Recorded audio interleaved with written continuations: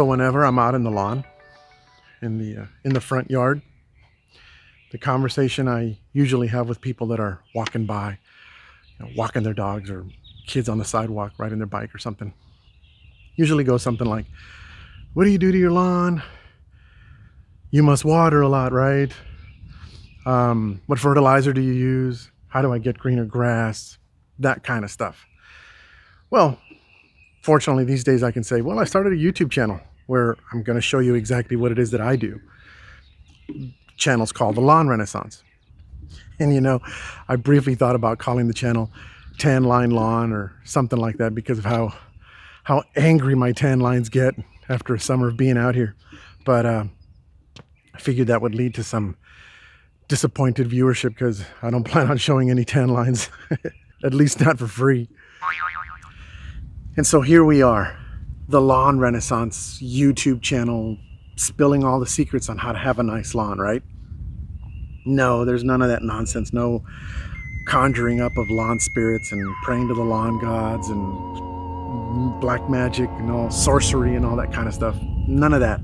It's all about basic, good old lawn cultural practices. But what if I told you that there's a super reliable way to find out what your soil actually needs? It's kind of a head start, right? Well, that process actually exists. It's called soil testing. You use one of these, and I'll show you how to use these in just a second. Now, before we go too far into soil testing, let me just say this. Do you need to soil test? No, you don't need to soil test. We've all seen grass grow in between, the cracks in pavement and on the side of the road. And you've all seen that neighbor that neglects his lawn too. Always manages to have at least some kind of grass or something, right? Well, a plant is pretty resilient. It'll survive with whatever Mother Nature gives it, water and sunshine, and that's fine.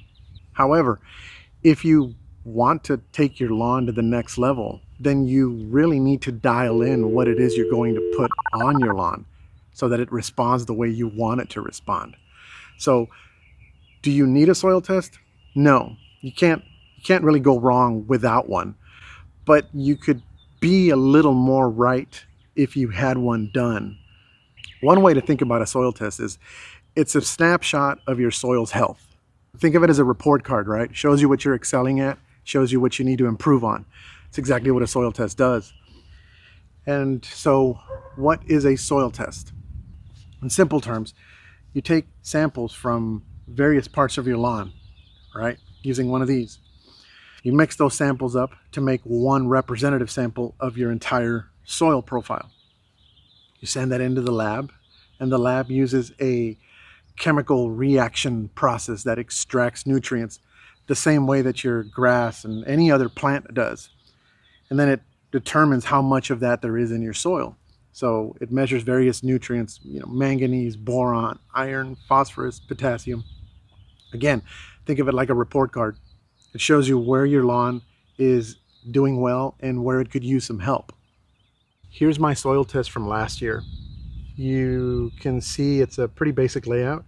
They show you important information like soil pH, texture profile, values for each nutrient like phosphorus, copper, boron, etc., etc. And they also show you what are considered to be acceptable ranges for each of those nutrients. And so why soil test, right? After just a bit ago, I told you you can go without a soil test.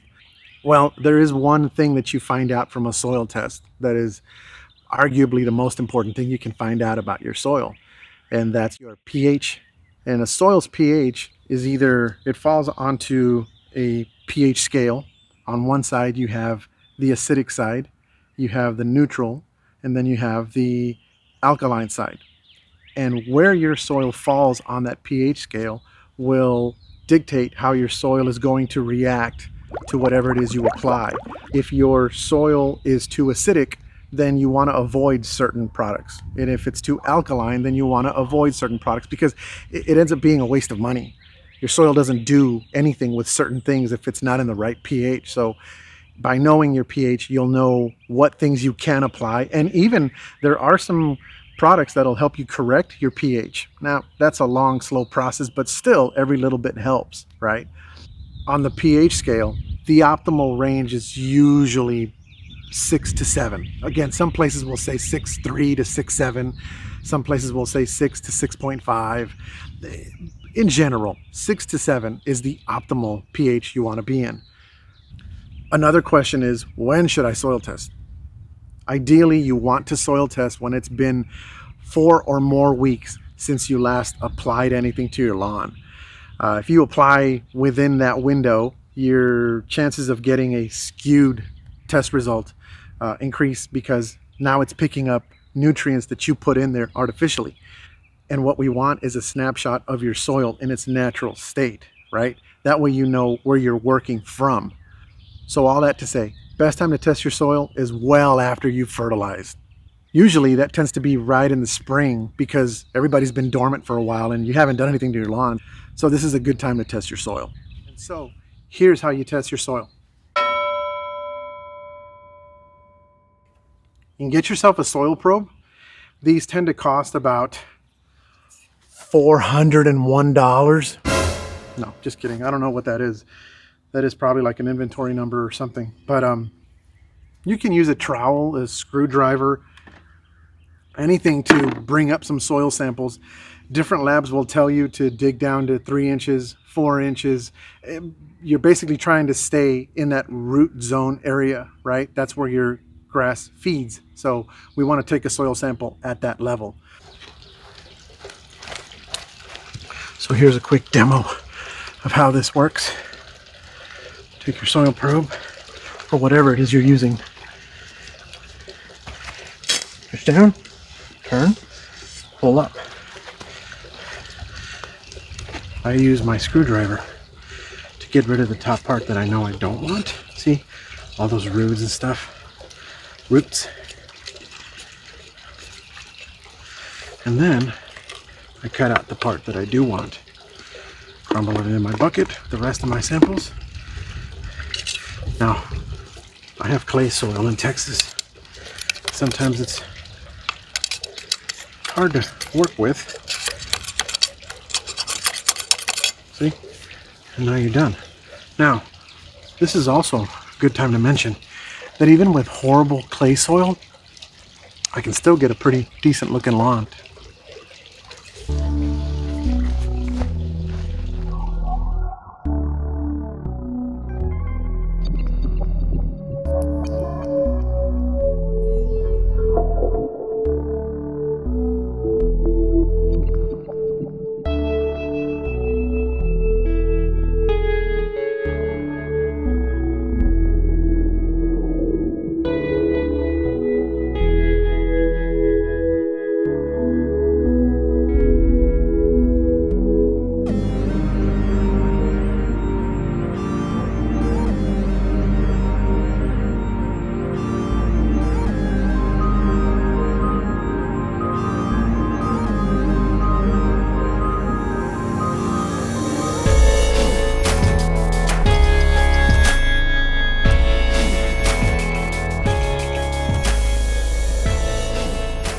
All right, I've got all my samples in a bucket.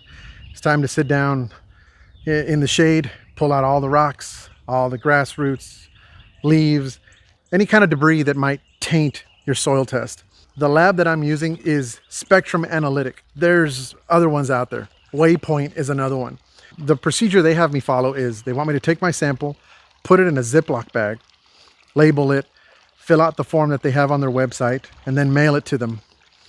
In about 5 business days or so, I'll get an email with my test results. And when I get them in, I plan on sharing them with you so that you can hear me think out loud about my plan. Maybe I'll need to make changes to the plan that I was running last year. Maybe I won't. Either way, I'm going to share it with you in hopes that it sheds some light for you guys, and so you can see how this process works. So let's recap real quick. Soil test. Do you need one? No. Would you have a better idea as to where to start if you had one done? Yes. Taking a sneak peek here into the future, in the next 3-ish, 4-ish days, I am going to get out here fire up the lawnmower and scalp my lawn. It's that time of year when it's time to take off all the dead stuff. Anything you see that's yellow, it's dead, okay? The roots are alive, but anything yellow is dead. So we can take all of that top layer off. Your grass is quicker to green up when you take off that top layer because the yellow stuff is only keeping sunlight from getting down to the soil. Just take it all down, lower than what you would normally mow at, so that then your grass can grow up to the level you want to keep it at. We'll get into that more into the next video. For now, thank you so much for tuning in. I really appreciate it. And again, if we're just meeting, my name is Jay. I appreciate you watching this video. Thank you.